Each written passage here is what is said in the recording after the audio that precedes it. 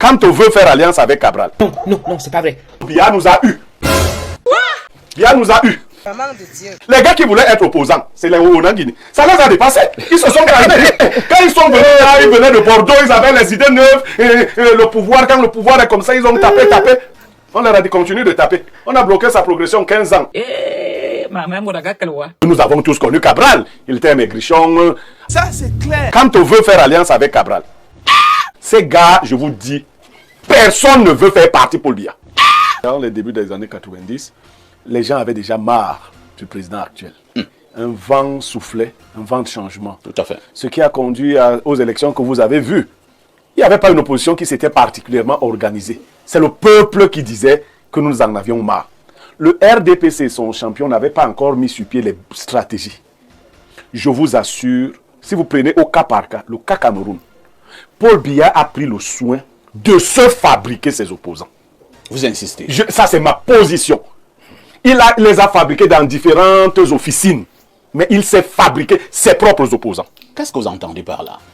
Si je cite les noms, ça va... Bon, je suis fatigué des noms, mais prenons même les derniers intellectuels. Vous voyez? On vous a dit que le professeur Abao Yono a rendu visite à Cabral, à la conférence de Cabral, au congrès de Cabral. Oui. Si vous suivez l'itinéraire du professeur Abba, il a dit un jour qu'il soutiendrait un candidat jeune. Et on lui a demandé lequel, il a dit Cabral. Est-ce que c'est Cabral qui s'appelle désormais Kamto? Non. Qu'est-ce qui explique cette migration? C'est que déjà les gens se sont dit, bon, il faut que chacun se pose. Ça, j'ai appris comme ça en passant. Quand j'ai suivi une interview d'Albert Zonga dans Balafon, sur Balafon. Bien sûr. Et Albert Zonga disait, on ne peut pas se mélanger avec quelqu'un qui dit que la politique l'a rendu, lui a donné la nourriture. Et le journaliste, c'était Cyril Botiko, lui dit, il y a quelqu'un qui a dit ça. Qui a dit ça? Il dit, bon, il y a quelqu'un qui a dit ça. Il parlait de Cabral. Parce qu'en fond, on avait mis effectivement l'image de Cabral. Et effectivement, Cabral l'a dit. Parce que nous avons tous connu Cabral. Il était un maigrichon. Alors, oh là là, c'est insultant là. Bon, Cabral était très maigre. Mais il n'avait pas de poids. Mais, bon, mais si on n'est pas né pour être corpulent. Non, aucun bassin n'est mince quand il a l'argent. Cabral était comme ça. Et puis, comme vous dites qu'il n'est pas né pour avoir du poids, après il a du poids. Donc il était né pour avoir du poids et il n'en avait pas. Vous voyez, ces mutations-là vous amènent à comprendre que la stratégie RDPC a bien fonctionné. Après ces insultes-là, on vous dit que bon, quand on veut faire alliance avec Cabral, non. Ces gars, je vous dis, personne ne veut faire partie Paul Biya. Personne. Ni les Anissé Kane est fatigué du combat. Dans les arrêts, fatigués du combat. Arrête a été une très grande opposante. Ça n'a pas donné. Et ils se disent que le temps est aussi arrivé pour... Mais bien sûr! Et Libino, tu n'as pas compris. Tu étais dans un problème dans cette alliance. Parce que quand toi tu arrives là, tu ne comprends pas que les gens ont déjà compris. Toi tu es encore en arrière là, tu viens avec tes... Les gars des idées. Les gars ils disent que non. Il faut enlever vite le type ci. Il va nous brouiller le message. Il faut faire des groupuscules et bien va récompenser chaque groupe. Ah bon? Mais c'est ça! C'est ça la stratégie. C'est ça la stratégie. Les gens vont en campagne. Tous ceux qui vont là savent qu'il n'y aura rien. Mais ils auront des dividendes. Ils ont même leurs appuis dans le parti au pouvoir. Les ministres qui les soutiennent. Mais lorsque vous dites également ça de manière aussi froide, Pierre Blériot, est-ce que ce n'est pas aussi de nature à refroidir, excusez la tautologie, ce grand peuple camerounais, une bonne partie qui aspire au changement? Vous voulez que moi, Niémec, j'associe ma voix à la fourberie?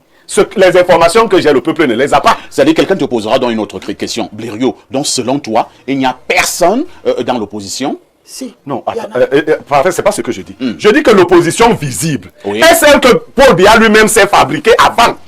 Il a pris le soin. Attends, je prends une autre candidature. Quelle est l'opportunité de la candidature de Valère Bessala? C'est un Camerounais. Ah d'accord, il suffit d'être Camerounais. Vous voyez donc, est-ce que Diomaye Faye et son camp dit que nous sommes juste des Sénégalais? Il y a eu un travail de fond qui a été fait et ils ont vu là où l'orientation allait. Je vous ai dit qu'il était Valère dernièrement pour Cabral, non? Oui. Vous avez dit que c'est Valère qui a pris la dot de la femme de Cabral. Quelle est l'opportunité? Vous pensez que tout ce que Valère Bessala fait sur les plateaux de télévision, y compris sur ce même plateau, puisque j'ai l'habitude de le recevoir sur ce plateau, il fait juste de la comédie? Valère Bessala est un monsieur intelligent. Très intelligent même, j'apprécie. Mais je dis, il ne fait pas de politique politicienne.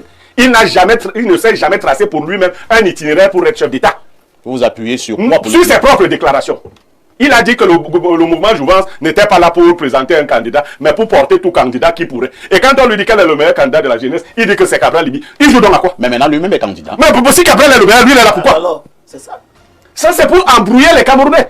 Je dis que la politique va commencer. C'est que vous êtes en train de dire là, Oui. Lériot, ça peut faire en sorte que un de ces candidats passe encore en route là, le peuple peut s'en prendre à lui. Hein. C'est leur problème. Moi, je m'en fous quand ça Parce que vous êtes en train de mettre des idées dans la tête du peuple camerounais. Non, Qui peuvent se dire à un moment donné, Blériot, que ce peuple qui peut se dire à un moment donné, mais attendez, nous avons été tous dans l'entourloupe. Mais nous sommes dans l'entourloupe. C'est ça la vérité. Je dis que le peuple camerounais qui veut aller tomber dans le piège, ces gars-là ont leurs alliances avec Biya.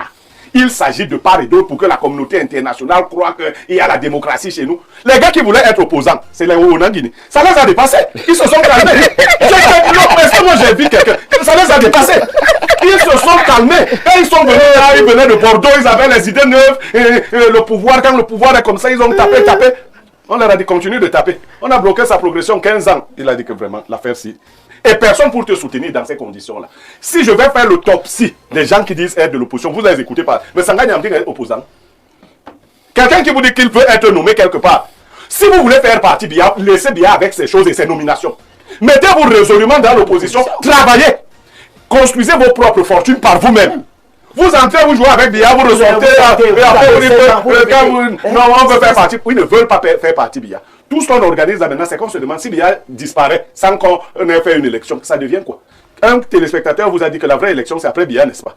C'est pour cela que les gens sérieux se préparent. Pour le moment, Biya nous a eu. Ça, c'est mon mot de fin sur la question. Biya nous a eu. Dans la configuration que nous avons, ils n'ont pas encore suffisamment échoué pour tirer les leçons. Peut-être que l'échec à répétition va inspirer leur humilité. J'ai décidé de soutenir la candidature d'Akéry. Ah bon? Et je lui conseille de prendre lui-même son bâton de pèlerin. Et pourquoi soutenir la candidature d'Akéry? Je lui conseille de prendre Qu'est-ce qu'il a de plus? Il a beaucoup de choses de plus. Lui-même, il devient aussi un éternel candidat. Hein? Peu importe.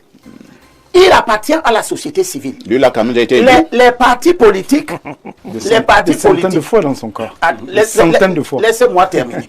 Les partis politiques d'opposition, tous leurs leaders traînent chacun pour son propre parti un bilan négatif, à l'exception de Cabral, qui a pris un parti qui était dans le sac.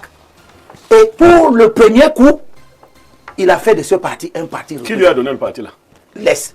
Ça, c'est peut-être dans ta mafia que tu connais. Qui lui a donné le parti là? Mais ça n'empêche pas. Beaucoup d'autres ont eu des partis, ils n'ont pas pu en faire des partis représentatifs. Lui, il a montré que, intrinsèquement, il a du potentiel politique. Bien sûr qu'il en a. Il en a. Ouais.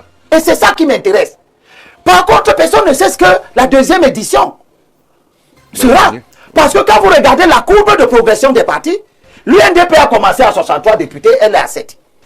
L'UPC a commencé à 18 députés, elle est à 0. Avec émiettement 3 secrétaires généraux. Le SDF a commencé à 43 députés, il est à 5. Cela suppose que le PCRN peut commencer à 5 députés, mais si les autres sont partis de 43 et que lui passe seulement de 5, à la prochaine élection, il est à 0. Cela veut donc dire que nous devons aujourd'hui chercher... Vous ne prédisez pas de bonnes choses pour le PCRN. Non, mais pour moi, je suis... Vous avez une analyse froide. Moi, mon analyse est scientifique. D'accord? S'il y a 10 cas, et que 8 cas sont des cas régressifs, la probabilité pour que le 9e cas aussi soit un cas régressif est forte. Très vrai. Donc, je conclue sur cette question en disant que ces exemples nous montrent que la société politique n'est plus celle qui peut nous permettre de faire le combat. Salut les amis, aujourd'hui on dit stop aux tracasseries pour envoyer de l'argent à nos proches en Afrique. Il suffit juste de télécharger l'application TapTapSend. Et lorsque vous téléchargez l'application TapTapSend, lors de votre premier envoi, utilisez mon code promo NOSABI. NOSABI, N-O-S-A-B-Y, tout en majuscule. Et lorsque vous utilisez mon code promo, vous bénéficiez de 5 € si vous résidez du côté de l'Europe. Et si vous résidez du côté des États-Unis ou du Canada, vous allez bénéficier de 10 $. Avec TapTapSend, même étant couché sur ton lit ou dans ton lieu de service, n'importe où, il suffit juste de sortir ton téléphone. En 2 minutes seulement, tu as déjà envoyé l'argent à tes gens en Afrique. Et tous les envois coûtent 2 € seulement. Pour le bonheur de souhait, joyeux anniversaire.